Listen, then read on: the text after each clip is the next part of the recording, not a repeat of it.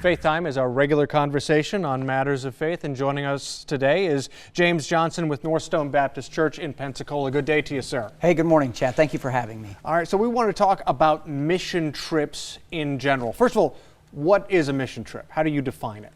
Oh, a missions trip is an opportunity for Christians to team up with other Christians in accomplishing the mission of propagating the gospel. And we were able to do that in Sao Paulo, Brazil, with missionaries, the Lundays. All right, let's talk about that trip to Sao Paulo. First of all, gigantic city. Right. Huge. Well, what did you do there?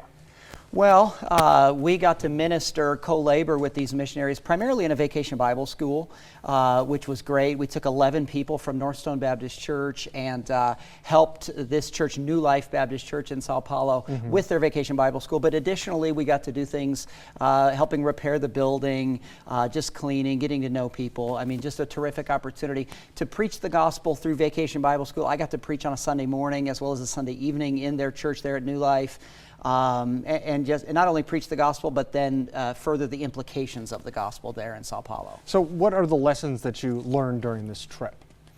Well, there are many. You know, I think, learn lessons about the missionaries that your church is supporting, and that's kind of how we figure out where we're going to go as far as missions trips, is we want to team up with missionaries that our church has been supporting.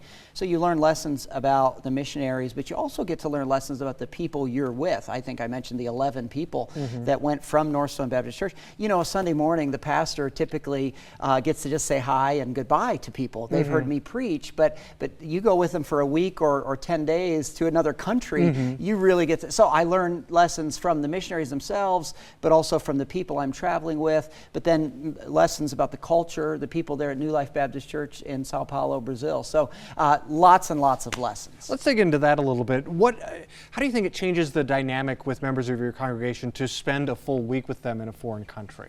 Oh, it definitely changes the dynamic. I told them, I warned them ahead of time, Chad, in the meeting, that they'll see a side of their pastor that they have not seen, you know, because you're staying with these people and you really let your hair down, you know. It's not just the superficial exterior stuff. I mean, we're sweating together, you know, we're co-laboring together. Yeah. Even some sightseeing. One day of the trip was sightseeing. Let me tell you, there's a lady in our group that went, Grace Gibson, one of the godliest ladies in our church. She's 82 years old. Oh my goodness. And traveled, you know, the flight from Miami's an 8-hour flight. Okay, so just the flight alone can be grueling, especially for somebody of that age. Anyhow, she just was a trooper the whole time. I have so much respect for her. Others on the trip, a couple others were a little bit older. Jim Wasser was a fella. This February turns 80, you know. And so anyhow, these folks inspired me, and if the Lord tarries and is coming and gives me strength, I want to be just like them. So what was the most impactful thing you think happened there?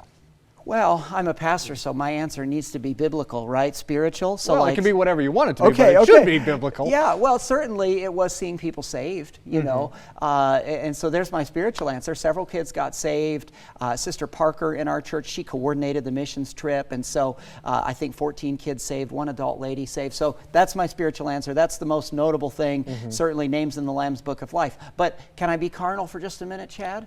Sure. The food. The food. Okay, was I bet phenomenal. It was great. In Brazil, yes. Now, my sister married a Brazilian some 20 years ago, okay? And Alan de Souza, my sister, by the way, when she was in college, she met her husband-to-be. She learned Portuguese just so she could flirt with him, okay? Gosh. But anyhow, some 20 years ago, my sister influenced my wife to start making feijoada. So I've been eating what is that? An American version of feijoada. Okay, it's basically like rice and black beans and sausage. But then to go into Brazil and eat feijoada, you know, Brazilian dish in that country, the country of origin, was phenomenal. And the missionary took us, you know, for lunch and dinner to the variety of places. You know, in America, we go to the Brazilian steakhouses. But to actually be in Brazil and eat at a steakhouse and eat feijoada. So anyhow, those were some things, takeaways, spiritual and carnal takeaways. Just a lot of fun. Land-wise, Brazil is a huge country. I believe it's the biggest country in South America. And you went to the biggest city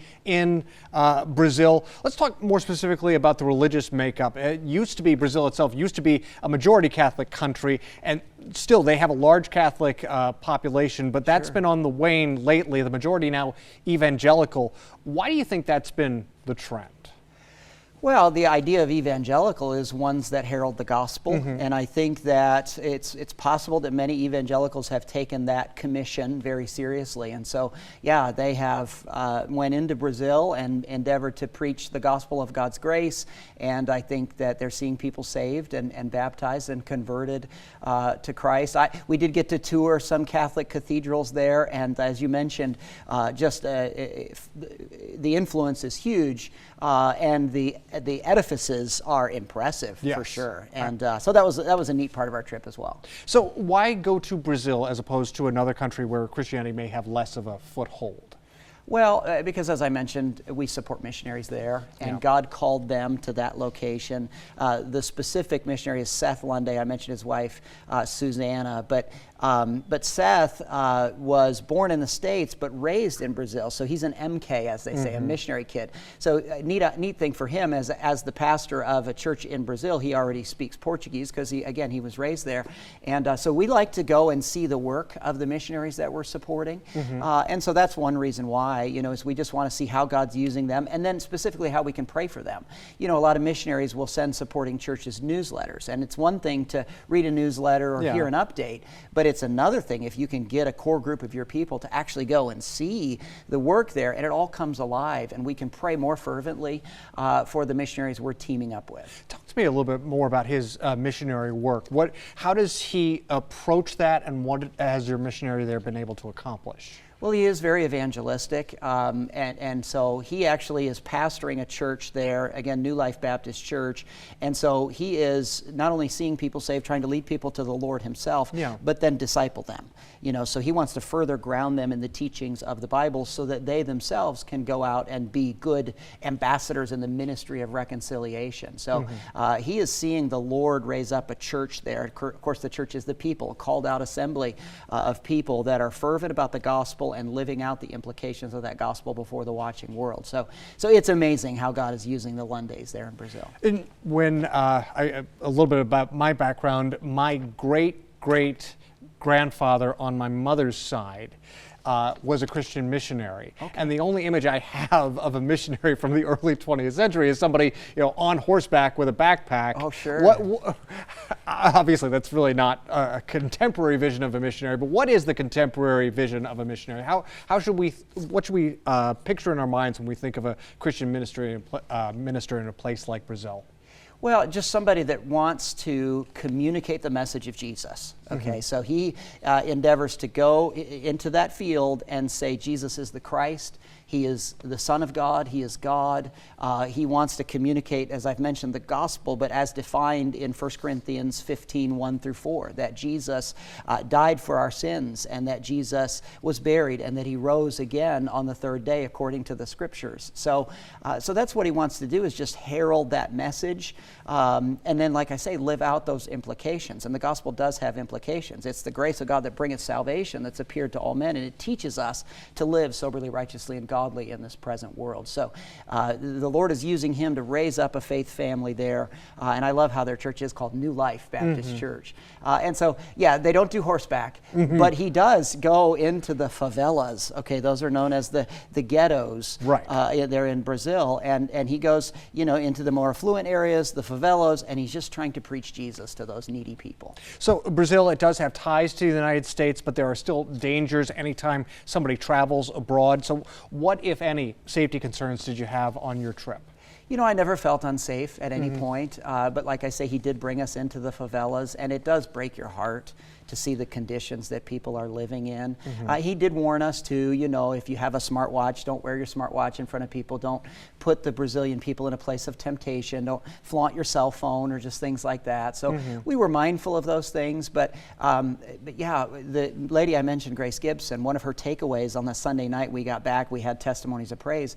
In our church, we have a lot of blessings, okay? And she told the ladies of our church, she said, ladies, we've got all these utensils in the kitchen, we've got temperature-controlled rooms. They don't have a lot of those things there in Sao Paulo, especially when you go into the favelas. We have so much to be thankful for. And so, anyhow, I never felt unsafe, but I certainly felt more of a burden for the people and more blessed to have the things that the Lord's allowed us to steward. All right, going on a mission trip is a big deal for folks. How would you encourage someone to go on a mission trip? Well, I would encourage them to set aside money, every month. I mean, it's a little pricey for sure to fly and to go, but the lessons are many, and we've talked about some of that already. But it does open your eyes to a different culture and a different way of life, and they're invaluable. And so, yeah, I would encourage people to set aside money, and then I would encourage them to go with both a teachable spirit, eager to learn from the people you're with, the people you're ministering to, but then also an adventurous spirit, okay? And yeah, just that kind of dynamic, and it'll be a fruitful time. Who do you think makes a good candidate for a mission trip? Who's cut out for this sort of thing? Yeah, just anybody that wants to propagate the gospel. I don't like people going on missions trips that are just about sightseeing or just about traveling. And most missions trips, the way we set it up, we'll set aside a day. Okay, well, we get to go see Sao Paulo. Okay, but it's not really about that. It's the first several days are about ministry to those kids in the Vacation Bible School, ministry to that faith family there, that church family, and then co-laboring with that pastor and his wife. And as I mentioned, praying for these missionaries, the pastor pulled me aside a time or two and just kind of confided in me some of his ministry struggles. And sometimes I think that we have this maybe a heroic notion of the missionaries, that they aren't touched with the same things we're struggling with. But certainly they are. And so he shared some of those things with me, and it gave me a deeper burden for his situation. You mentioned making sure that the focus is on the mission of why you're there, not necessarily a vacation or sightseeing trip. How do you keep people on task when the temptation is when you travel, you want to have solely fun, but how do you keep people focused on what you have at hand? Well, and I mentioned Sister Parker. She helped coordinate the details of the trip, and she worked with Seth Lunday so that everything was planned ahead of time. And we got to sing in the church, so ahead of time we had practiced our song, and so we kind of went into it with a gospel strategy, knowing that we were going to do the VBS, we were going to do some building, repairs to the building next door. So I think laying out a schedule, but then have specific gospel goals is helpful. And then towards the end of the trip saying, yeah, we'll do some sightseeing, but again, that's not the primary purpose. So. James Johnson with NorthStone Baptist Church in Pensacola. We thank you for joining us for this edition of Faith Time on News 5.